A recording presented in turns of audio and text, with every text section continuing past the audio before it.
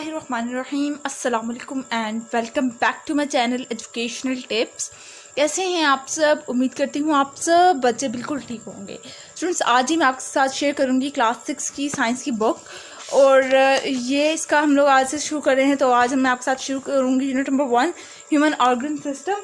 इसलिए आज मैं आपके साथ रीडिंग शेयर करूँगी। तो चलिए स्टार्ट करते हैं। सबसे पहले आ जाए पेज नंबर, ये है हमारे पास पेज नंबर 4, और पेज नंबर 4 के टॉप पे आ जाइए। तो सबसे पहला जो हमारे पास है टॉपिक वो है डाइजेस्टिव सिस्टम। यानी कि डाइजेस्टिव सिस्टम का मतलब होता है हाजमा, ठीक है। यानी कि हम लोग जो भी इंसान जो भी कुछ खाता है वो कैसे हजम करता है, ठीक है, उसके बारे में इस टॉपिक के अंदर हम पढ़ेंगे। तो चलिए स्टार्ट करते हैं। Our body need energy and food to move, grow and to stay alive. हमारी बॉडी को क्या एनर्जी चाहिए, खुराक चाहिए, ताकि वो कोई मूवमेंट, कोई हिल जुल सके, ताकि वो अपने आप को ग्रो कर सके। जिस तरह से एक छोटा सा प्लांट होता है, छोटा सा वो पहले निकलता है सीड से, उस अपने बीच से छोटा सा निकलता है, उसके बाद इतना बड़ा सारा हो जाता है, दरख्त बन जाता है। इसी तरह से इंसान भी जब पैदा होता है तो छोटा सा होता है, फिर इतना बड़ा हो जाता है। उसके लिए भी क्या चाहिए होता है? एनर्जी चाहिए होती है। इसी तरह से इंसान को जिंदा रहने के लिए भी एनर्जी रिक्वायर्ड है। और body cells can't use the food in the form it is eaten by us. हमारे जो बॉडी के अंदर जितने भी सेल्स हैं, क्योंकि हमारे ह्यूमन बॉडी काफ़ी ज़्यादा सेल्स से, मिलियंस ऑफ सेल्स से मिलके बनी है। और उन सेल्स को जो हम लोग फूड खाते हैं वो डायरेक्ट हमारे सेल्स को नहीं चाहिए, बल्कि उसको उन सेल्स को उस फूड से कुछ निकालते हैं, वो उन सेल्स में यूज़ हो रहा होता है। और body changes into simpler form. हमारी बॉडी उस फूड को जो हमने खाया उसको सबसे सिंपलेस्ट फॉर्म में कन्वर्ट कर देती है। The process of changing the food into simpler form is called digestion. और वो प्रोसेस जिसके अंदर हम लोगों ने जो फूड खाया उसको सिंपलर फॉर्म में कन्वर्ट कर दिया, उसको हम लोग क्या कहेंगे? उसको हम लोग डाइजेशन का नाम दे देंगे। The part of body that take place in the process of digestion form is called digestive system. और बॉडी का वो हिस्सा जो कि इस डाइजेशन के अमल में इन्वॉल्व हो रहा हो, जो इस डाइजेशन के अमल को कर रहा हो, उसको हम लोग क्या कह देते हैं? डाइजेस्टिव सिस्टम का नाम दे देंगे। उसके बाद देखिए, eating well is one of the most important thing. सही चीज़ें खाना, अच्छी तरह से खाना खाना, अपनी फूड रिक्वायरमेंट पूरी करना, ये बहुत हमारे लिए अहम चीज़ है।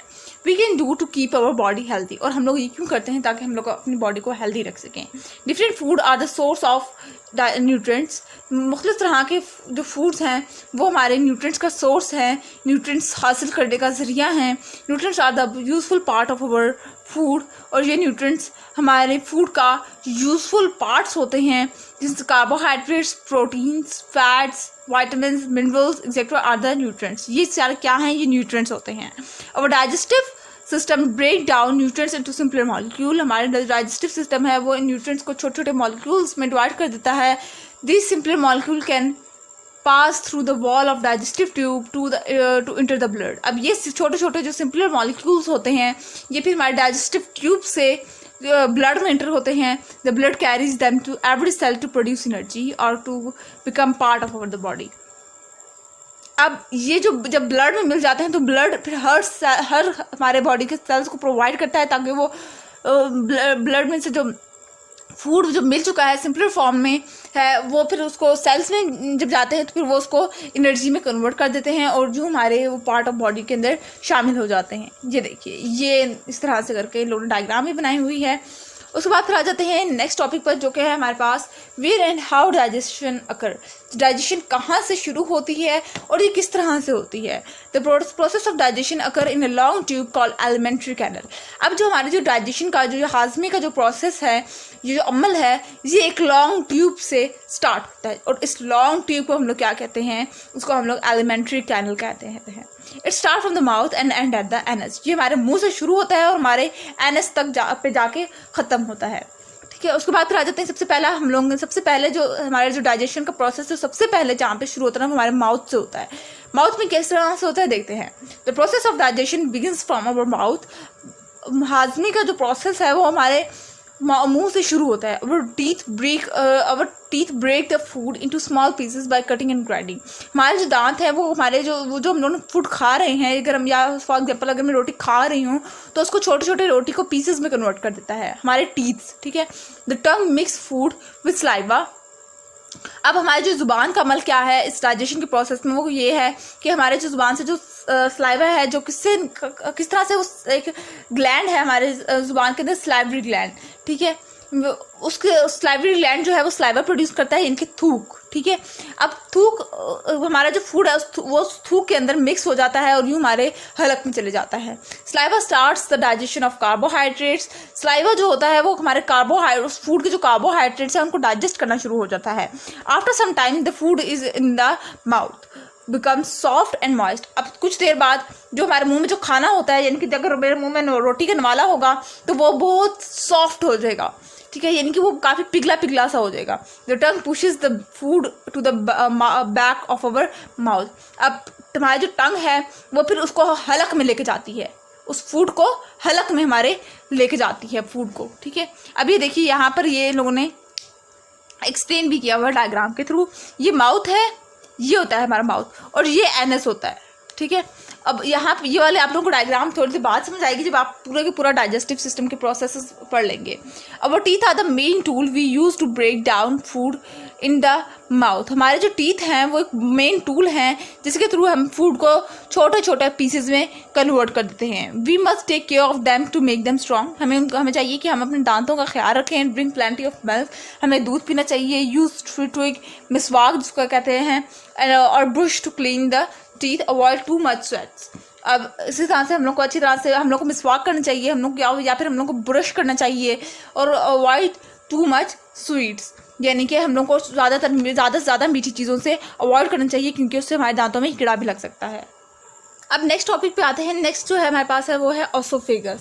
अब ऑसोफेगस क्या है? ऑसोफेगस इसको कहते हैं जो हमारे हलक में जो एक नाली होती है उसको हम लोग ऑसोफेगस कहते हैं। इस ट्यूब को ऑसोफेगस कहा जाता है। अब देखते हैं इधर क्या लिखा हुआ है, इधर क्या इन्फॉर्मेशन दी गई है। The oesophagus food, the chewed food is then pushed from the mouth to the oesophagus. जब हम लोग ज़ुबान हमारे जो चुबाया हुआ खुराक होती है वो जब हमारे जो हलक में जाती है वो सबसे पहले ऑसोफेगस में जाती है, जिसको हम लोग खुराक की नाली कहते हैं उर्दू में। The oesophagus is a large tube that carries food from the mouth to the stomach. अब ये ऑसोफेगस काफ़ी लंबी सारी ट्यूब होती है, काफ़ी बड़ी ट्यूब है जो कि फूड को, खुराक को जो हमने चुबाई थी है, जो कि हमारे खुराक की नाली में गई थी, उसको डायरेक्ट कहाँ पे पहुँचाती है? उसको हमारे स्टमक में लेके जाती है।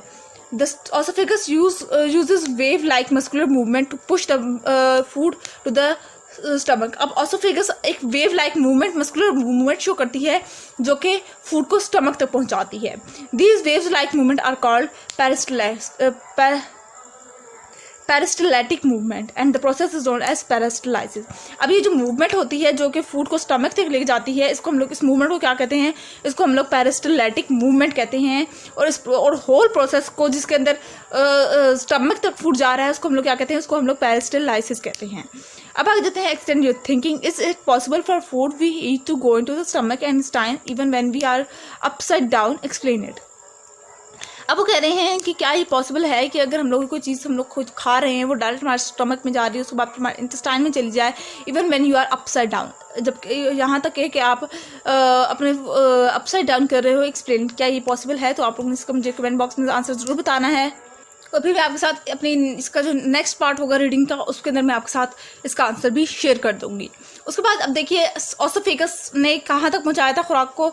स्टमक तक पहुँचा दिया। अब स्टमक क्या करता है देखते हैं। अब stomach is a large J shaped muscular bag.